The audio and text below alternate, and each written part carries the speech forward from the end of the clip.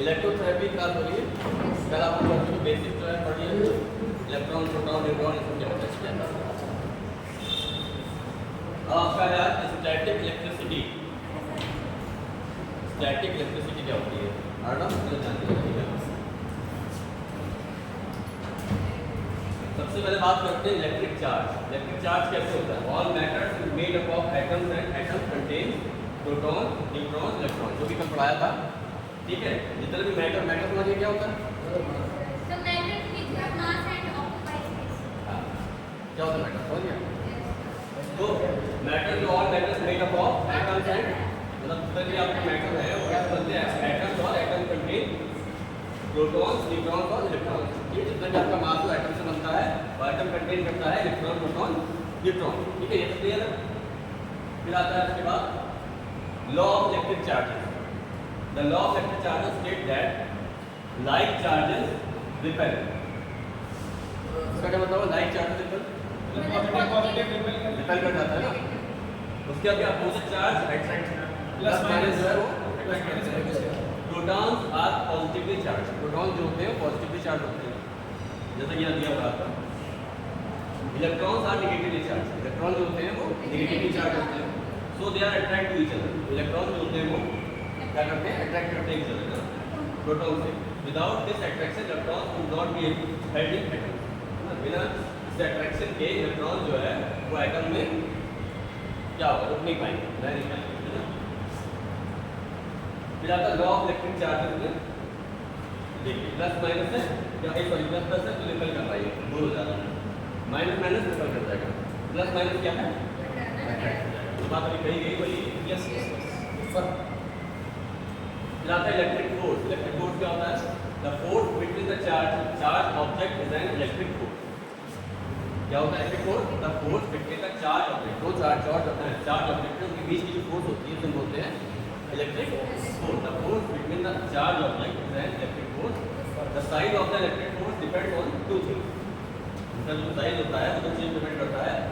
The amount of charge, the greater the charge the greater the force. जितना charge ज़्यादा होगा उतना ही force ज़्यादा होगा।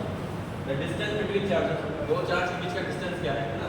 The further the distance the further the distance the less the force. जितना distance होगा उतना फोर्स जो है वो कम हो जाएगा। ठीक है, समझ गए? Yes sir.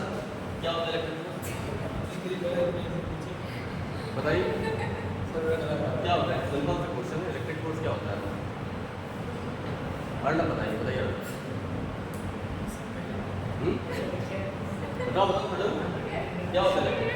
सर जो अमाउंट ऑफ चार्ज होता है वो उसमें डिपेंड करता है, जितना बड़ा चार्ज होगा उतना ही ज़्यादा अमाउंट ऑफ चार्ज होगा। और सर जो उसके बीच में डिस्टेंस होती है, दो चार्जों के बीच में डिस्टेंस होती है वो इलेक्ट्रिक फोर्स पूछा था क्या होता है?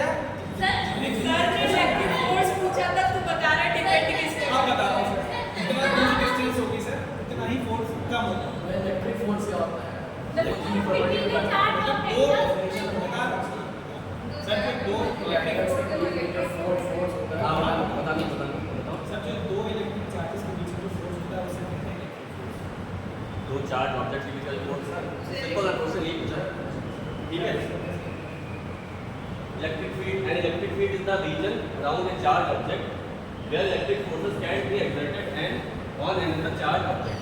ठीक है, इसका क्या मतलब है? जो इलेक्ट्रिक फील्ड होती है क्या होती है? Reason around a charge object. कोई चार्ज ऑब्जेक्ट है उसके अराउंड जो रीजन बनता है, ठीक है, इलेक्ट्रिक फील्ड इसे बोलते हैं। Where electric forces can be exerted, जहाँ पे इलेक्ट्रिक फोर्स जो है एक्सर्ट होती है ऑन अनदर चार्ज ऑब्जेक्ट, मतलब दूसरे चार्ज ऑब्जेक्ट जो होगा उस पर क्या होती है? एक्सर्ट करेगी फोर्स। ठीक है, रिपेल्ड भी हो सकती है और अट्रैक्ट हो सकती है, दोनों चीज़ें होंगी। ठीक है, फिर आता how object get charge. Object जो है कैसे चार्ज होते हैं? There are three ways object can be charge.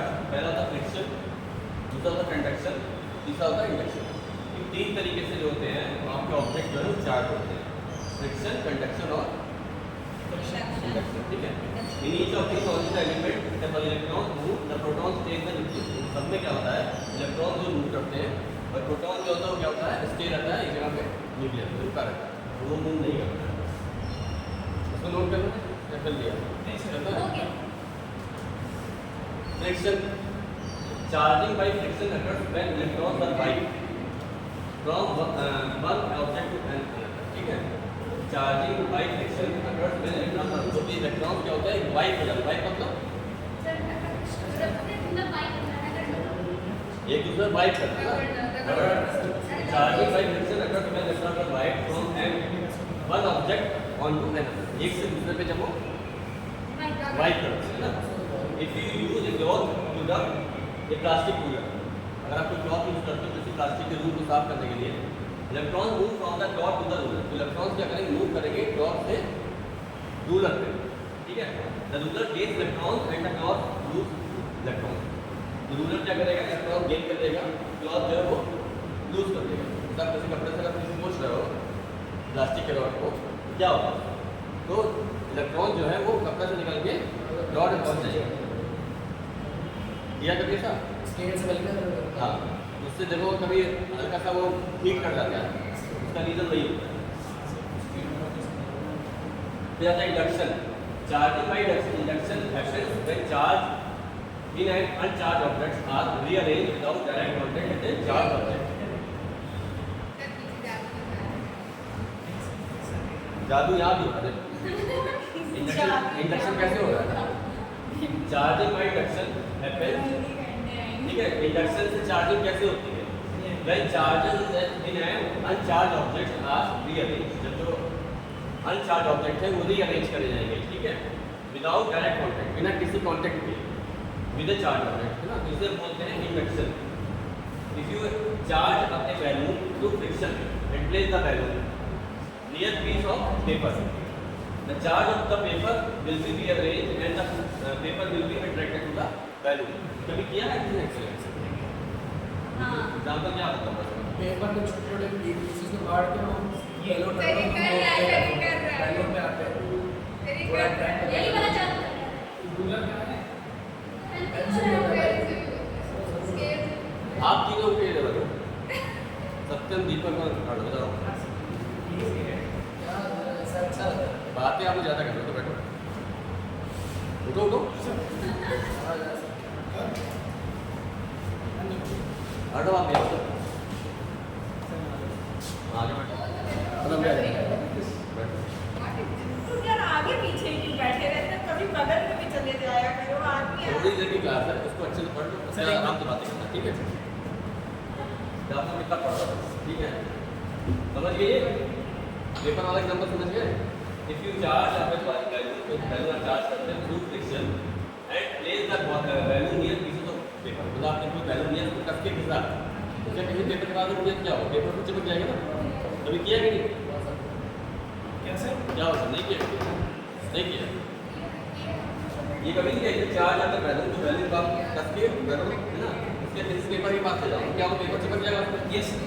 ये कभी आप अपने हाथ में करना, बैलून का कारण के हाथ में छोड़, हाथ में चिपक जाएगा, हाँ। है ना। वही होता है, the charge of the paper will be arranged and the paper will be attracted to the balloon, ठीक है। फिर आता है कंडक्शन। कंडक्शन क्या है, charging by conduction happens when electron move from one object to another through direct contact. Conduction में क्या होता है, कोई भी ऑब्जेक्ट जो चार्ज हो रहा है कैसे हो रहा है, कैसे हो रहा है, charging by conduction happens when electron move from one object to another through direct contact. इसमें डायरेक्ट कांटेक्ट के थ्रू जो चार्ज हो रहा है वो आएगा कंडक्शन, ठीक है। Example, suppose you touch an uncharge piece of metal with a positively charge glass rod. अगर आप कोई सपोज चलिए टच करते हैं आप अनचार्ज पीस ऑफ मेटल, कोई मेटल आप लिए जो चार्ज नहीं है, तो आप टच किया with a positively charge glass rod, किसी ग्लास रॉड को चार्ज है उससे टच किया, electron from the metal will move to the glass rod, मतलब मेटल से जो इलेक्ट्रॉन मूव करके ग्लास रॉड में आ जाएगा। The metal loses electron and become positively charge. Metal क्या करेगा, वो इलेक्ट्रॉन को लूज करेगा और बिकम पॉजिटिवली चार्ज और पॉजिटिव चार्ज होगा, ठीक है। स्टैटिक इलेक्ट्रिसिटी क्या होती है, static electricity is the electric charge at rest on an object.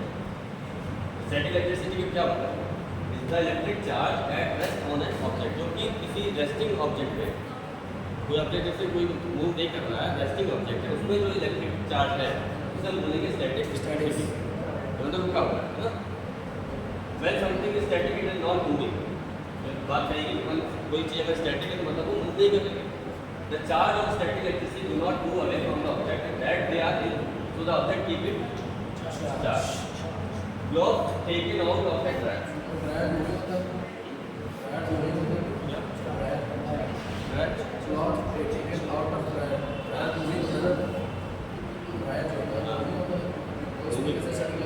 नहीं बात समझो, glove taken out of the track, मुंह नहीं घूमता तो निकालोगे, जब क्या करते निकालोगे, घूमा उसमें चार्ज बना रुक गया, जब आप निकालोगे तब भी उसमें चार्ज आएगा। क्यों रहेगा? कभी आप निकालोगे वहाँ तक उनकी हीट रहती है, रहती है ड्राइव में, जब तक हीट रहती है, हीट कैसे जनरेट होती है?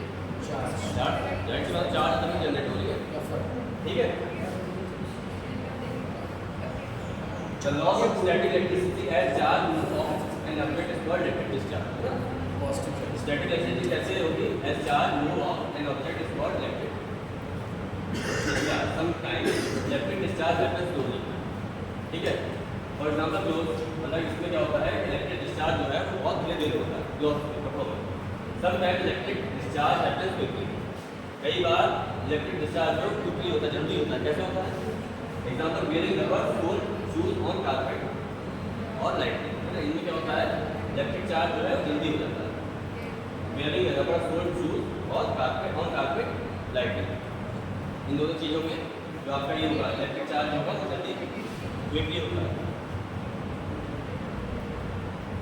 Why do gasoline tankers usually have metal chains at the back? जो gasoline tankers होते हैं जिनमें गैस भरी होती है उनके पीछे में लोग चेन लटकते हैं, देखा ना? जब चढ़ते हैं बड़े बड़े टैंकर होते हैं चेन लटकती रहती है, क्यों लटकते हैं? सोचा कभी? वो जरा चार्ज पड़ता है तो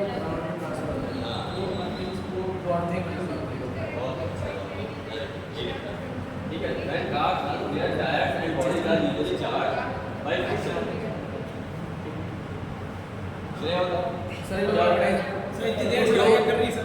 गैसोलीन कुछ पूरा बताइए। गैसोलीन टैंकर्स होते हैं, क्या होते हैं गैसोलीन? गैसोलीन टैंकर आती है सीएनजी हाँ कोई टैंकर जा रहा है, गैस भरी है इसमें, उसके बीच चेन लटकती है, क्यों लटकती है?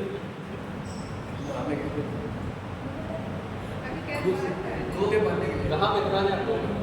थोड़ा सा जान दो। ये लोग मैक्स में है सर। ये लोग पैसे जी रहे हैं मैक्स में कहीं तो मैक्स में लगा, ये लोग मैक्स है। बताओ। सर ताकि वो फ्रिक्शन के लिए रहता बढ़ है। गया? नहीं वो सर कॉमन सेंस क्योंकि वो सीएनजी गैस रहेगी तो वो ऊपर से रहेगी। गैस रहेगी तो इस वजह से वो चेन की वजह से बैलेंस रहता है, वेट रहता है, फ्रिक्शन वर्क करके ये वर्ड पढ़ के अगर वो बता सर फ्रिक्शन का मेन नहीं फ्रिक्शन तो ठीक है, वो समझ गया, क्यों करते हैं? उससे नुकसान क्या है? नुकसान होता है इतना ज़्यादा होता है। मतलब चेन लटका रहे हैं तो उससे फ्रिक्शन बचा नहीं करना, क्यों करते हैं? सही पूछ रहा हूँ, क्यों लटकाते हैं? इसका रीज़न क्या है? कौन वही तो कारण होगा। सर स्लाइड सर जो एक्यूमुलेटेड चार्ज होता है बहुत बड़ा होता है जिससे वो स्पार्क प्रोड्यूस हो जाता है थोड़ा सा ध्यान दो ना, ठीक है? मतलब समझ नहीं आया कुछ, ठीक है? when cars run, their tires and bodies are usually charged by friction, उसमें जो फ्रिक्शन पैदा होता है ना। for gasoline tankers in the accumulated charge is large, gasoline tankers होते हैं उनमें क्या होता है वो चार्ज ज़्यादा हो गया है ना, एक कैपेसिटी जो होती है उससे ज़्यादा हो गया तो उसमें क्या होगा? स्पार्क होगा। स्पार्क क्या करेगा? Can be produce and explosion will occur, क्योंकि गैस उसमें भरी हुई है तो अगर एक्सप्लोज कर गया तो क्या होगा? लग जाएगा, है ना? वहाँ आग लगने के चांस। तो इस गैसोलीन लैब इग्नाइटेड मतलब इसमें जो भरा हुआ गैसोलीन पाइप वो क्या होगा? इग्नाइट कर जाएगा, जल जाएगा। जब आग लगेगी तो क्या होगा? एक्सप्लोजन हो जाएगा। उसको बचाने के लिए चेन लटकाते हैं, ठीक है? अब जैसे कार में नहीं लटकाते हैं कि कार में आग नहीं लगेगी, कार में तो गैस भरी हुई होती है, सीएनजी पर सीएनजी होती है, लेकिन सर लेकिन लेवल बहुत से ऐसे वो केसेस हुए कि जैसे लाइक अगर पेट्रोल वाला वो जो है वो खुला रह गया गाड़ी में पड़ी तो खुला रहेगा तो खुला रहेगा तब तुम खोल थोड़ी जाएगा। नहीं लाइक जैसे वो एक केस हुआ था कि वो जब वो गाड़ी में उन्होंने पेट्रोल कराया तो वहाँ पेट्रोल पंप का लोग जो उसने भी भरी उसने बंद नहीं किया और वो गाड़ी चलती रही, पेट्रोल उससे थोड़ा थोड़ा होता रहा और गर्मी में 40 डिग्री की धूप में गाड़ी तक गई आगे जाके। ये तो गलती है, ये तो एक्सीडेंट है। सही है। आप इससे गैस भरी हुई करंट जा रही है ना, गैस में लीक कर रही है, नीचे को सिगरेट पी के फूंक देगा तो क्या होगा? आग तो लगी जाएगी, वो तो गलत चीज है। आप ये सब देख के बंद ठीक है। तो these metal chains conduct the charge from the body of tankers to the ground. क्या करता है? क्योंकि जो चेन है वो क्या करता है? Conduct the charge from the body of tanker. तो ये जो चेन क्या करेगी? जो बॉडी में जो भी चार्ज हुआ ट्रक के या जो भी कैपिटल टैंकर थे, उसकी चार्ज को क्या करेंगे? ग्राउंड तक ले जाएंगे। ठीक है? Tanker to the ground and avoid the danger. देखिए अर्थिंग दी जिससे कि वो डेंजर खत्म हो जाए। सारी जो उसकी जो भी चार्ज था वो जमीन में चला गया। ठीक है?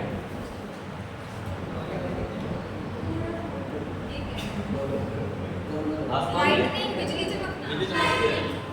During a thunderstorm, water droplets, ice and air move inside the storm cloud. As a result, negative charge build up. इससे क्या negative charge build up होता है? Often at the bottom of the cloud. ठीक काम होता है bottom of the cloud में. Positive charges often build up at the top. क्या मतलब? सब पॉजिटिव चलिए ठीक है। फिर दूसरा क्या है? Different part of cloud have different charges. तो जो डिफरेंट पार्ट उसके अलग अलग चार्ज होते हैं।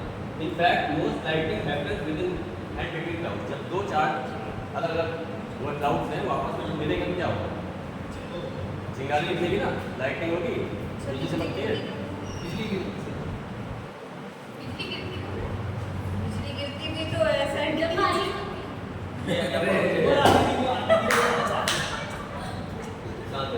The negative charge at the bottom of the cloud may induce a positive charge on the ground. ठीक है, the large charge difference causes a rapid electric discharge called lightning. ठीक है, बिजली गिरना वो यहाँ निकला जाएगा।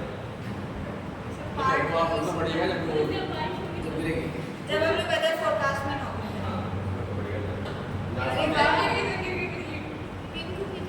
ऐसे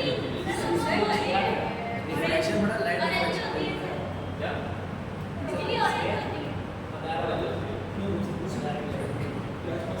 lightning will strike the highest point in a charge area because that point provides the shortest path for the charge to reach the ground.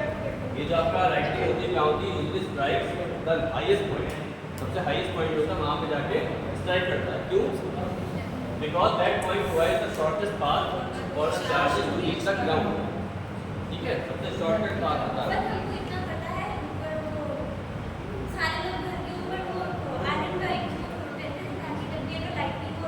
खाली करके ऊपर इसको मार के नीचे से आग लगाते हैं अर्थिंग में होता है ना, अर्थिंग भी जाता है, इसमें जाता है। इसका मतलब घर में जो भी मतलब बिजली गिर रही है तो आपके घर के कोई अप्लायंस खराब नहीं होगी या घर में शॉर्ट सर्किट नहीं होगा, सीधे जाके अर्थिंग में चला जाएगा। क्योंकि इतने ज़्यादा हाई चार्ज होता है वो, जब किसी उसमें एक इक्विपमेंट में पड़ गया तो वो पहुँच जाएगा। कभी देखा ऐसा हुआ है? हुआ है ना, हमारे साथ हुआ है। हमारे आस पड़ोस में सबके घर के AC और TV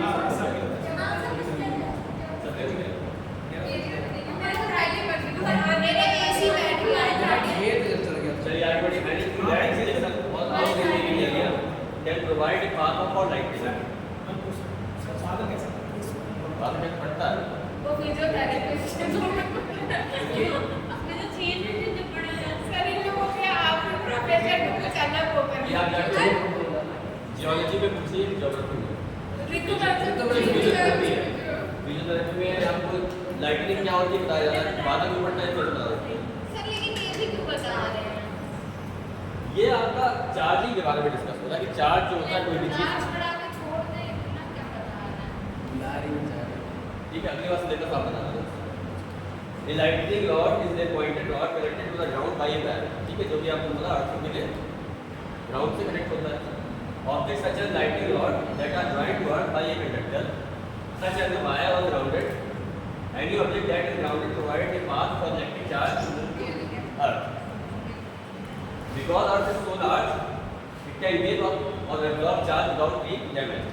अर्थ जो आपकी बहुत बड़ी होती है क्या करेंगे? कैन गिव अप और absorb charge without being damaged, किसी डैमेज होने से वो बचा लेंगे। ठीक है, when lightning strikes a lightning rod, the electric charge are carried safely to earth through the rod wire. By directing the charge towards the rod prevent lightning from damaging fielding. समझ गए ना? ये अर्थिंग वाली बात की जो आप बता रहे थे कि वो चीज़ें नीचे चला जाता है।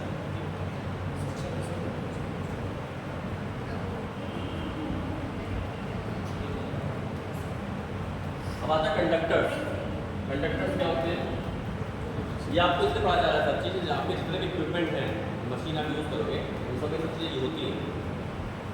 तो बेसिक तो पता ही होना चाहिए ना, जो भी आप पढ़ोगे, ठीक है? चलिए, solid material are classified into solid, conductor, insulator and semi conductor, ठीक है? High conductivity in the order 10 to the power 7 है ना? ये सब इलेक्ट्रिसिटी की यूनिट होती है, करंट की। Ohm. Low conductivity ranging between 10 to the power -60 to 10 to the power -9. Intermediate conductivity ranging between 10 to the power -6 to 10 to the power 4. Definition क्या होती है conductivity? A conductor is an object or type of material that permits the flow of electric charge in one or more directions commonly metal. Conductor क्या करता है? Conduction का काम करता है ना? कंडक्शन कराता है, इलेक्ट्रिक करंट का फ्लो कराता है, एक से ज्यादा flow of electric charge in one और मोर डायरेक्शन, ठीक है? कॉमनली मेटल में ये कॉमनली यूज होता है। फिर आता है मेटेलिक क्रिस्टल। ये पढ़े मेटेलिक क्रिस्टल का एक्सेप्ट फॉर द एक्टिनाइट बहुत सारा है, सब फिर आ गया। मेटल्स क्रिस्टलाइज्ड इन, ठीक है? ए हो गया simple cubic packing, B hexagonal effect, C cubic close packing. तो आपको याद करना पड़ेगा, याद करने वाली चीज़ है तो याद करना चाहिए। प्रॉपर्टीज ऑफ मेटल क्या होती है? सर ये बेसमेंट क्या सकते हैं उसको सर वो हाई कंडक्टिविटी होती अपनी है। शीट बदल सकते हैं, या उसका शेप बदल सकते हैं, और वो टेम्परेचर को सॉल्व कर सकता है। और पहले लाइन तो लिखा ही हाई कंडक्टिविटी होती है, लो रेजिस्टेंस होती है। पता है, पढ़ाओ। इलेक्ट्रिसिटी और सर क्लास 10 हीट का पैसेज होता है। ये मैं पढ़ा भी हूँ। हाँ आप लोग क्लास में बोले बात है, जो लोग थे मुझे पढ़ाओ, सर 40 मिनट ठीक है? समझ में आई बात? सर अभी इसमें कितनी स्लाइड्स हैं? 33 ये कल खत्म हो जाएंगे ना? आज बोलो। हाँ नहीं खत्म कर दीजिए सर, कल कुछ अच्छा पढ़ाइएगा। मेटालिक सॉलिड भी इलेक्ट्रोथेरेपी आपका 3 दिन चलेगा, कल भी इलेक्ट्रोथेरेपी है। हाँ, तो मतलब नया ये सब topic। चीज़ पढ़नी पड़ेगी, उसी से आपस में सब वो रिलेटेड है ना। आप कुछ पेन वेन पढ़ा रहे थे। पेन क्योंकि वो आपका 20वां लेक्चर है, अभी वो काफ़ी आगे है, अभी ये सब चीज़ें मैं कर लीजिए, उसके बाद आगे बढ़ेंगे, ठीक है? अभी टाइम है। पढ़ाइए सर इसे। Metallic solids क्या होते हैं? Metals are excellent conductors of both heat and electricity. This is not a coincidence. ये coincidence नहीं है, ठीक है? Metal जो आपका होता है वो excellent conductors होता है, both heat और electricity का, ठीक है? गर्म हो या फिर electricity हो, दोनों का वो तो हो गया अच्छा कंडक्टर होता है। इसके साथ जो है जो पार्टिकल्स बहुत तक क्लोज होते हैं, इसलिए वो फटाफट वही इसमें पढ़ाया जाता है। Metal is good conductor of electricity because there are a large number of free electrons. आपने पहले पढ़ा हुआ है, आपको अच्छा लग रहा है, जिसने नहीं पढ़ा है अच्छा नहीं, लेकिन समझ में आ रहा है ना, नहीं पढ़ा तो समझ नहीं आएगा, इसलिए अभी जैसे पढ़ लोगे आगे जो पढ़ा वो भी समझ में आएगा।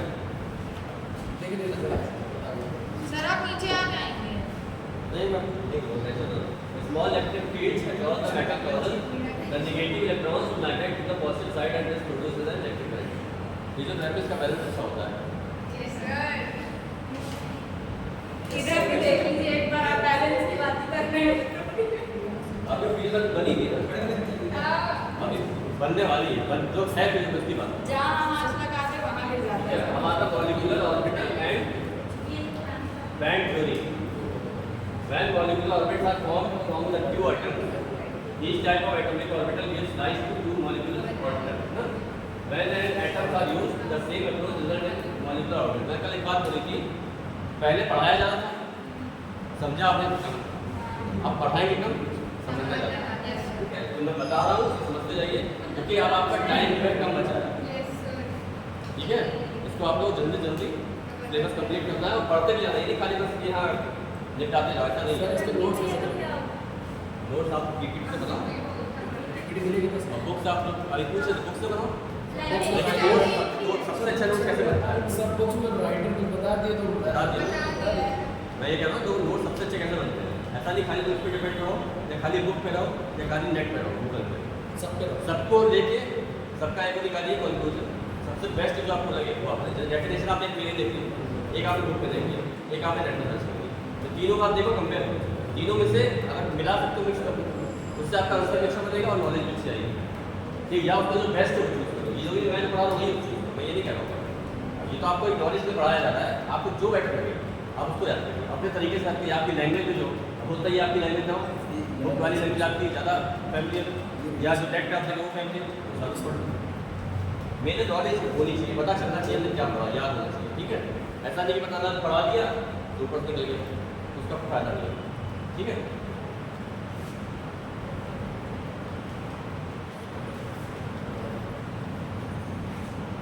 in conductor the valence band is either not fully occupied with electrons or the filled valence band overlaps with the empty conduction band. In general, both states occurs at the same time. There is free movement of electrons. The electrons can therefore move inside the partially filled valence band or inside the two overlapping bands. समझ गए?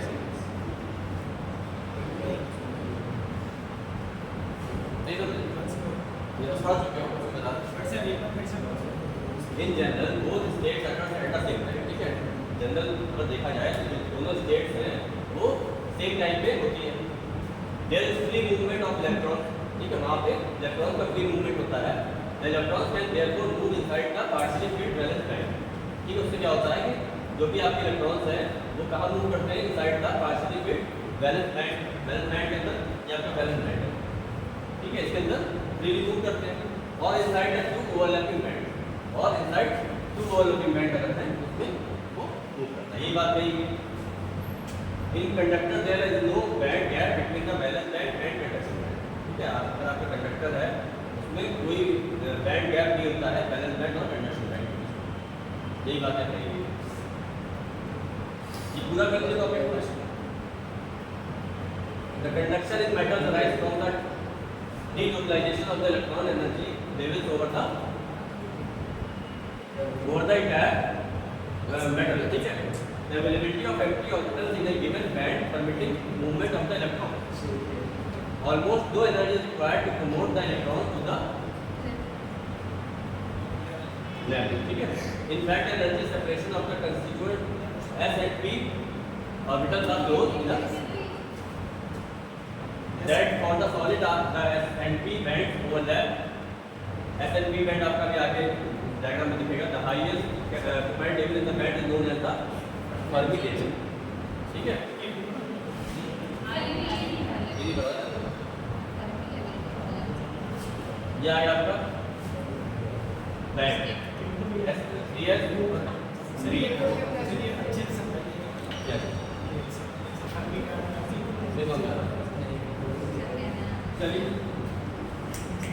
चलिए समझिए, आप नहीं